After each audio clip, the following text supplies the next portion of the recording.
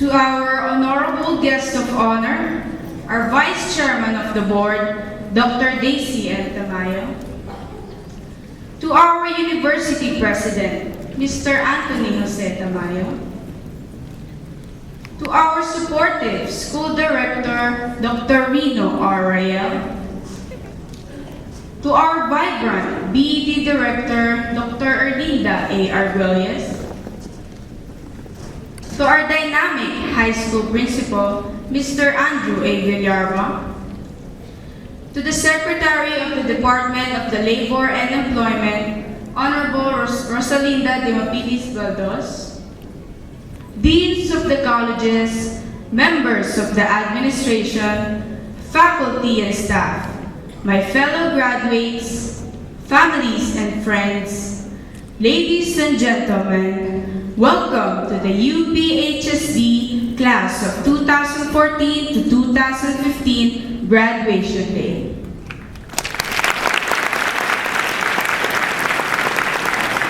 Graduation ceremony is a time to reflect upon yesterday, appreciate today, and anticipate tomorrow. Yesterday, or our past, seems like just moments ago. Yesterday highlights the memories we've created, shared, and to be cherished. During those days, we met students, even strangers, that later on turned out to be our lifelong friends. We started from the very beginning. Now, we stand here, proud, aspiring members of our society. Thank you to our dear alma mater for how many years of reliance. Each of us went through different hurdles and even buckets of tears and sweats before we can at last wear our own graduation caps.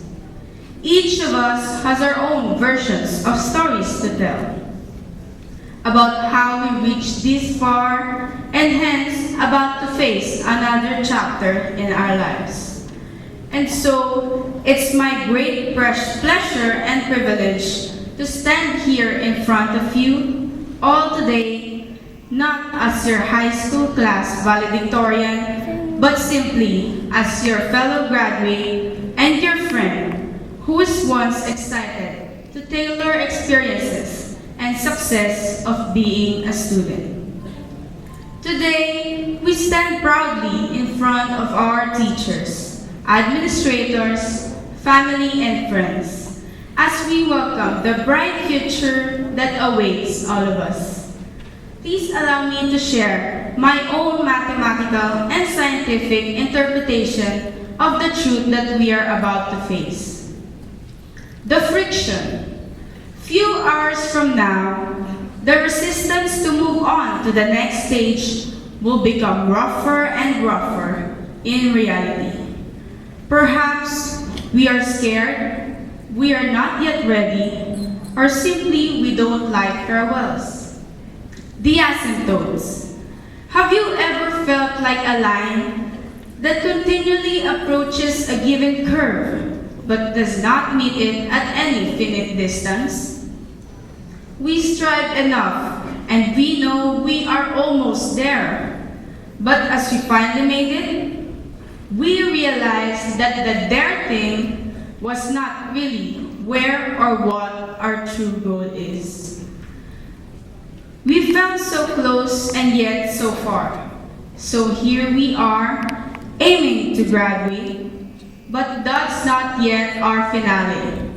The best is yet to come. The exponents.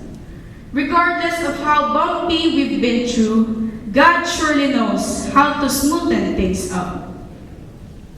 We sacrificed a lot during our high school or college days, and in His perfect plan, He raised an unexpected 100-fold value to everything we planted and showered the product upon us.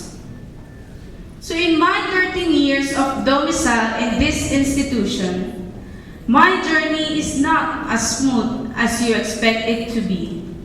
But I chose to be determined, strong, and focused, like many others here today. Maybe because my fate forever marks in my name, and I know I have more to give. Like some of you, I know the feeling of becoming an arrow that only pulls itself backward, pointing uphill but halts. I got easily contented at that level where I can slightly see what's up there, and I go with what the flow normally does without worries. Hanggang dito na lang ako, sabi ko sa sarili ko. But the truth is, I never released the arrow because I was afraid to fly. But there became a sudden shift of my belief.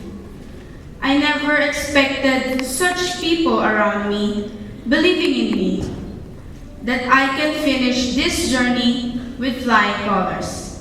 And they are my respected mentors, my dearest friends, and of course, my shining armor, my beloved parents, who's always being there to make me stay tough and strong brings the best out of me. That the least I could offer back to them for their unselfish sacrifices. That was the time I released myself and flew upward without looking down. And this made me feel like everything is in slow motion, nearing to my dreams. But then, it doesn't end there. At the highest point of an arrow's flight, it naturally falls back to the ground. Those downfalls. I closed my fist to failures before, and most of the time was harsh to myself in accepting those. But adversity is a gift. Since all things work together for good, and it's better to be hopeful than to expect, these sweet downfalls made me fully understand that its purpose is to teach me how to collect myself from the ground and fly once again and again and again, even higher than what I have expected. Indeed, there will be times that we feel of giving up. Pero sinabi ko sa sarili ko, bakit ako susuko? Paano na ang mga pangarap ng magulang ko? Lalo na ang pangarap ko. Hangad nila ay magandang buhay para sa akin, para sa atin. Kaya sila nagsusumikap. And the most heartbreaking part, and yet the best part of my life, more or less 2 years, I have no mommy by my side to guide me. And because she's in abroad, I often overhear their conversations. Hindi ko na kaya like that. Because of their bad debts, their depressions, and even the distance between us. And I can't afford to just watch them dahil wala akong magawa. Kaya voices triggered in my mind. Ayoko na, hindi ko na kaya na panghihinaan ako. Ayoko na lumaban. But as I cried to the Lord every night, I realized, ngayon pa ba? Ngayon pa na nanghihina ang buong pamilya? Ngayon pa ba ako panghihinaan ng loob? Na I know in myself na kahit dagat ang pagitan namin, na ang makakapagbigay sa kanila ng lakas ay ang lakas namin magkakapatid. At hindi nila kami sinukuan. At yan ang hindi natin dapat sukuan. And that's what kept me fighting with the Lord's grace and guidance. Hindi ako nagkamali. Actually, there's no particular yardstick in measuring how great or prosperous we've gone so far. It's reflected on our choice, whether we'll run past the negativities and use it against us, or we will go through them in order to see the positivity lying behind them and use it as our own tools to move forward to this thing called reality of life. With this, we can touch more lives inspire others, and that to me, to us, is the greatest measure of success. For our tomorrow, I can see from here that we're all fully equipped and ready to fly high. As we go on with our graduation exercises, let us seize this moment on reflecting what the future holds for us and how we overcome the world. That makes each one of us worthy of our own standing ovations.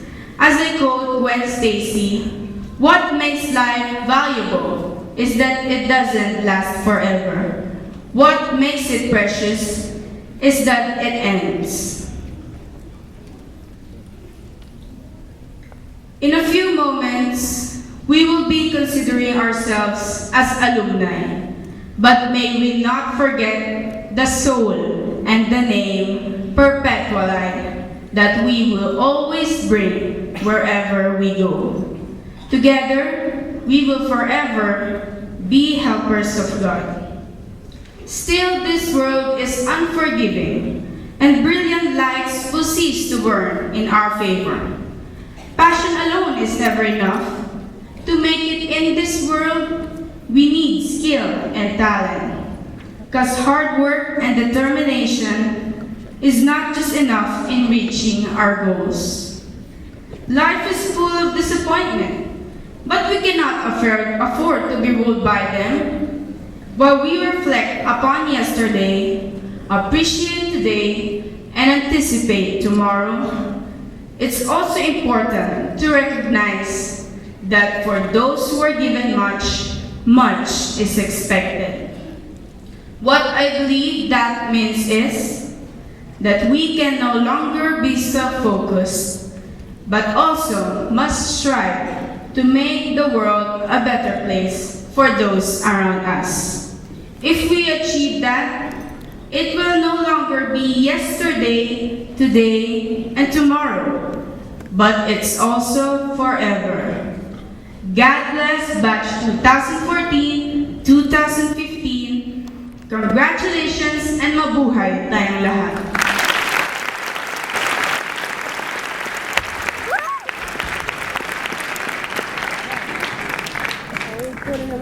The inspirational message to our graduates and our beloved parents will be delivered to us by the Chairman of the Board and CEO, Founder of the University of Perpetual Help System, Delta, Dr. Brigadier General